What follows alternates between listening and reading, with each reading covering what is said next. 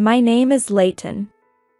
I work as an art director at Thompson & Brooks, an advertising agency in Chicago. I'm 32 years old, and what happened came just as I was about to experience my first pregnancy, a little later in life than most. Outside my window stretches the Chicago cityscape. The cold winter wind weaves through the gaps between skyscrapers. I stood at my office window, cradling my enlarged belly with both hands, gazing outside. Next month, I'll become a mother. The path to this moment has been anything but smooth. Years of hard work had finally paid off, earning me a respectable income of $120,000 a year, and my husband Connor and I had secured our new home. My reputation in the advertising industry was growing year by year, with clients placing great trust in my work.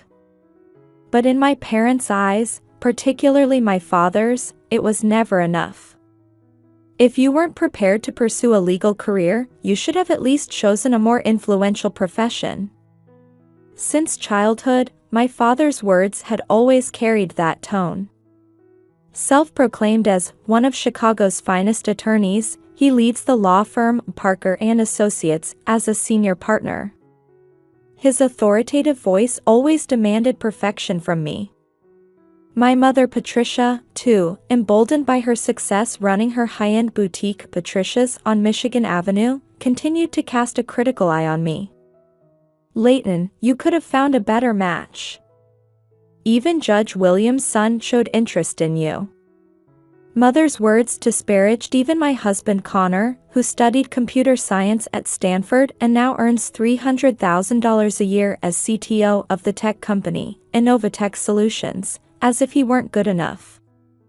True, Connor doesn't possess my father's authority or the refined mannerisms of high society that my mother favors. But his gentle smile and his understanding and support of my work are irreplaceable, worth more than any social status. And then there was my sister Ronnie. As a beauty influencer, she commands 2 million followers and reportedly earns an estimated $1 million annually from brand deals alone. She's our parents' perfect daughter, their most beloved child. She was my complete opposite. Mother has brunch with Ronnie once a week. Photos of the two of them, dressed in the latest fashion, sitting on luxury hotel terraces, invariably appear on social media. Meanwhile, I barely share a meal with Mother once every 6 months. And when we do, all she talks about is how I should cut back on work to prepare for the baby, or how I should wear more expensive maternity wear. When we were young, we sisters were truly close. On holidays, we played with dolls together, shared stories about school, and sometimes confided our worries to each other. I still remember those winter nights when we'd curl up in our bunk beds under blankets, talking about our dreams for the future. But Ronnie's success on social media gradually changed our relationship. Still, I was proud of my sister. She was surviving in this modern digital age with her own kind of effort and talent. However, something had been bothering me lately. Her posting frequency on social media had slightly decreased. What used to be at least 3 posts daily sometimes became every other day. And behind that smile, I occasionally sensed an indescribable shadow. Connor and I had settled into our new home in Chicago's upscale North Side neighborhood. Our 3-story brownstone was a testament to our new life. Sunlight streams into the spacious living room, and in the backyard, where children's laughter will someday echo, small trees sway in the wind. We've made meticulous preparations for the birth and developed plans to balance work and childcare. My husband understands my career and has promised to be actively involved in raising our child. I hope our child inherits your creativity and my logical thinking. Connor said this while gently placing his hand on my belly. In that warmth, I felt truly happy. Meanwhile, Ronnie continued her glamorous solo life in her luxury Gold Coast apartment. Her Instagram was filled with pictures of perfect breakfasts, latest fashion, and luxurious travels. But in the occasional photos of us sisters together, I could still see traces of her genuine smile from the past. That smile had saved me many times. 1 week until my due date. I was packing the last items into my hospital bag, contemplating the future of our new family. However, that peaceful daily life would change dramatically that day in the hospital room, in a way no one could have predicted. The contractions began in the early hours of a cold Tuesday morning. A dull pain felt during sleep gradually intensified. Fragments of information from pregnancy books flashed through my mind. Curled up in bed, I looked at the clock. 3:27 a.m. For several minutes, I debated whether to wake Connor sleeping beside me or wait a bit longer. But as the contractions grew closer together, I became certain this was the time. It seemed the baby would arrive a week earlier than planned. "Are you okay? Should I call an ambulance?" I smiled at Connor's panicked voice. Reaching for the pre-packed hospital bag, I replied, "I'm fine. But let's go to the hospital." When we arrived at the University of Chicago Medical Center, it was still dark outside. The massive hospital building welcomed us through the morning mist. A private room was prepared, with a view of the quiet cityscape from the window. But that tranquility wouldn't last long. 24 hours after contractions began, the delivery was proving more difficult than expected. The baby's heartbeat is slightly unstable. I recommend a C-section. I immediately agreed with the doctor's words. A safe delivery for both mother and child was the top priority. Staring at the operating room ceiling, I took a deep breath. Connor stood by my side in surgical scrubs, holding my hand. "It's okay, Leighton. You're strong." Those words brought me such comfort. Then, at 10:23 a.m. on February 14th, a 6-pound baby girl entered this world. A tiny cry echoed through the operating room, and tears streamed from my eyes. "She's a very healthy girl. Congratulations." The doctor's voice seemed distant.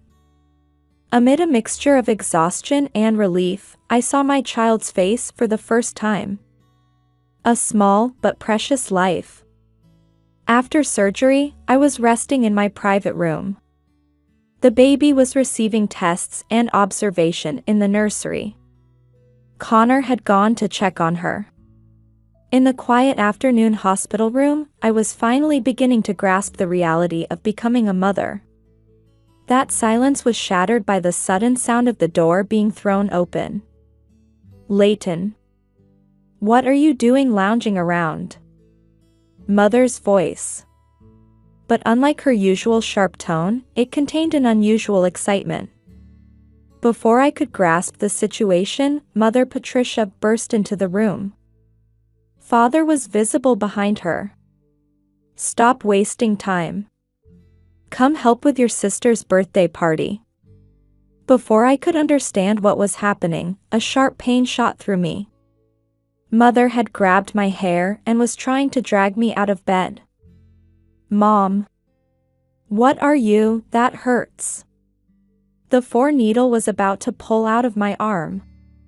Pain like my surgical wound was being torn open.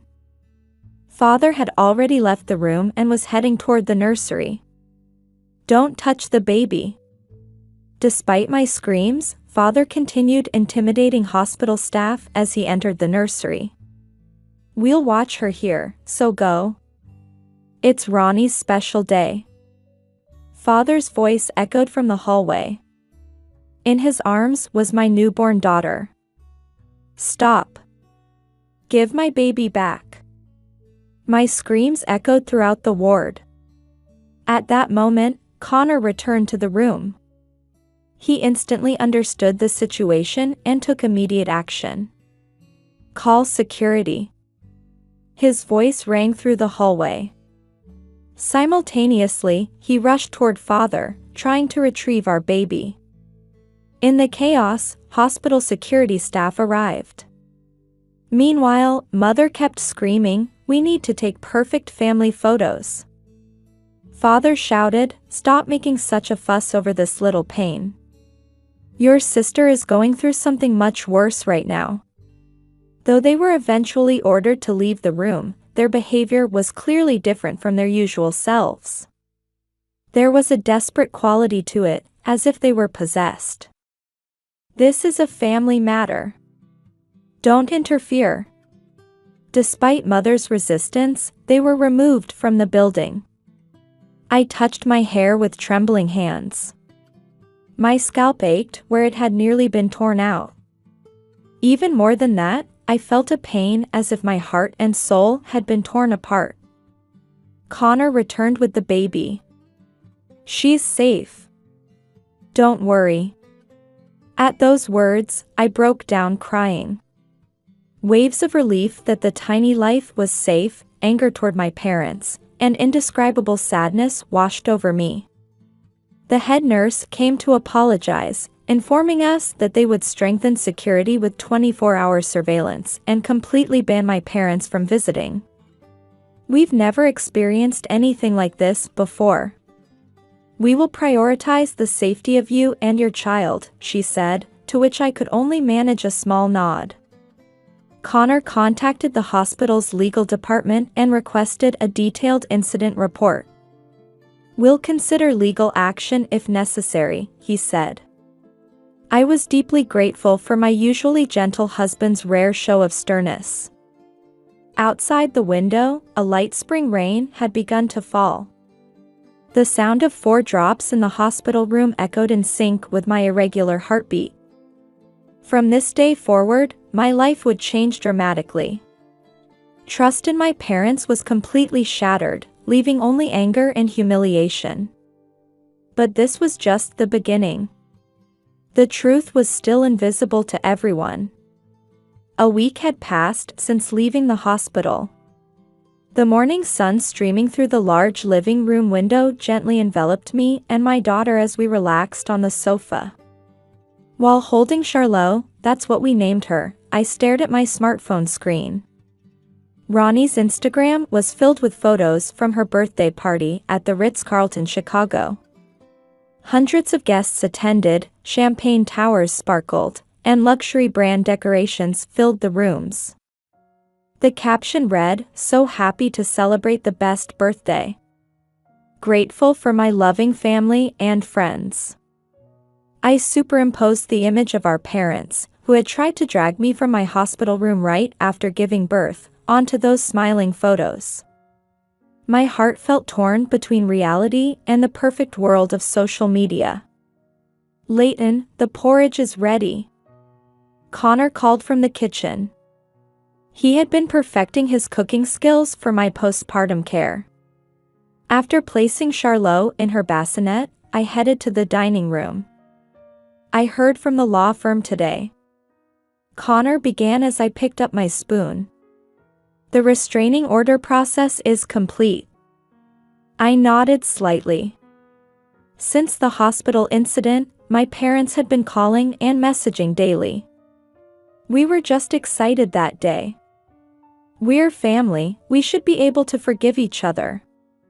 Please reconsider, for Ronnie's sake." But I blocked everything. I set my social media accounts to private and blocked my parents and Ronnie. We also enhanced our home security system. The baby's safety was the top priority.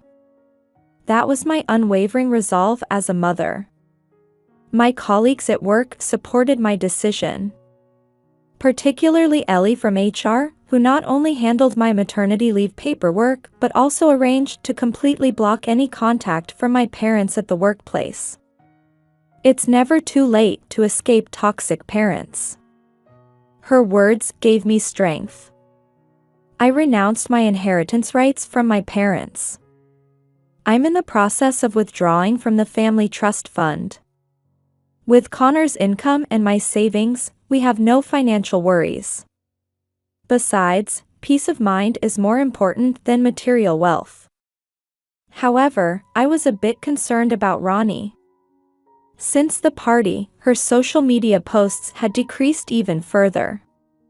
The occasional posts seemed to lack vitality. Her natural smile from before had disappeared. I wonder if she's not feeling well. While watching Charlot's sleeping face and thinking about my sister, it happened. The doorbell rang. The security camera showed my parents. Father's face lacked its usual dignity, appearing somewhat distraught. Mother had clearly been crying. "Please, Leighton. Listen to us." Mother's voice through the intercom was trembling. "Go away." My response was cold. "It's about Ronnie."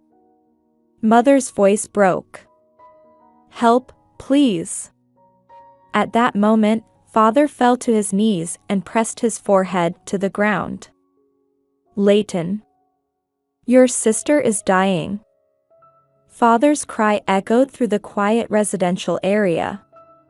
My hand reached for the doorknob. My body moved before I could think. Beyond the open door stood my parents, looking like strangers. Mother with smeared makeup. Father with his expensive suit covered in dust. The desperation in their eyes reminded me of their abnormal behavior that day. "Come in." At my words, my parents nodded small like children. Seated in the living room, my parents were speechless for a while. Soft breathing could be heard from Charlot's bedroom. Connor silently made tea and placed it before my parents. "Talk." My voice was surprisingly calm. The truth revealed there would fundamentally overturn our family's way of being. A sister exhausted from playing the perfect family role. A shadow progressing behind social media's spotlight. And the painful reason for that day's abnormal behavior. The living room clock was about to strike midnight. The tea placed before my parents had long since gone cold. Charlot was sleeping quietly in her room. Connor sat beside me, silently holding my hand. It happened 3 months ago. Mother took out a piece of paper from her handbag with trembling hands. A diagnosis from the University of Chicago Medical Center. There, a cruel reality was written. Terminal pancreatic cancer. Stage 4. 3 months to live. Ronnie. My voice was absorbed into the dark living room. She decided not to tell anyone. Mother's voice broke. She wanted to maintain everything, her social media followers, sponsor contracts. Until the end, as the perfect influencer. Memories raced through my mind like a film reel. The recent decrease in posts. The unnatural smile. And that birthday party. The party was her last wish. Father's voice had lost its usual authority. She wanted to show her best smile to all her followers, all her fans. And Father choked on his words. And she wanted to take a picture with her newborn niece. Mother continued Father's words. As the last memory of a perfect family. Then, I understood. The reason for their abnormal behavior that day. However, it didn't soften my anger. And that justified trying to drag me out right after giving birth? Putting the baby at risk? My voice gradually rose.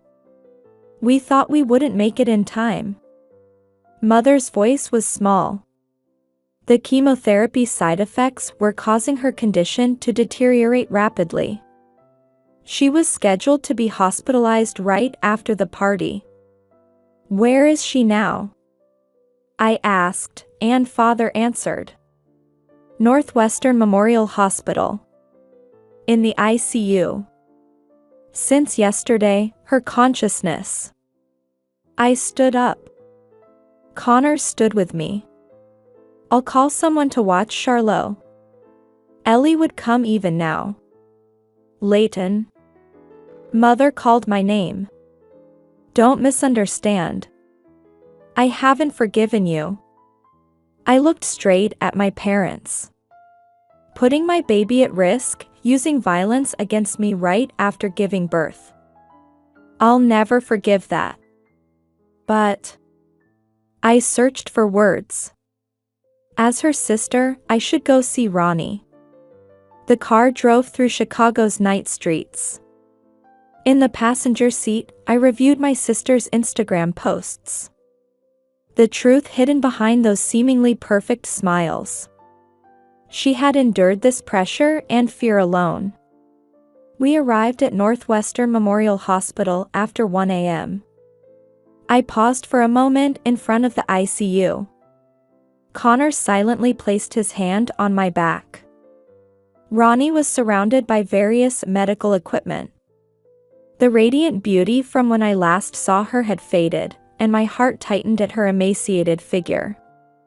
Her eyelids moved slightly. Sis. A hoarse voice. But definitely Ronnie's voice. I'm sorry, that day, making such a selfish request. Don't talk about that now. I held my sister's hand. It was cold. But I could feel a definite pulse of life. The baby? We couldn't take the photo.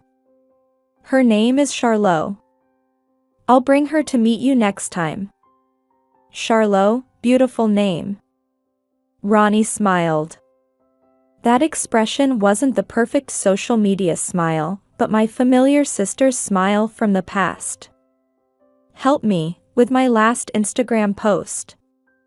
What? I'm tired of being the perfect influencer. I took a deep breath. You want to make a real post? My sister nodded slightly. The next morning, a new post appeared on Ronnie's Instagram. A photo of sisters holding hands in the hospital room. No perfect makeup, no luxurious outfits, no ideal smiles. Just the genuine bond between us. To all my followers. For a long time, I've been playing the role of a perfect life. But life is never perfect.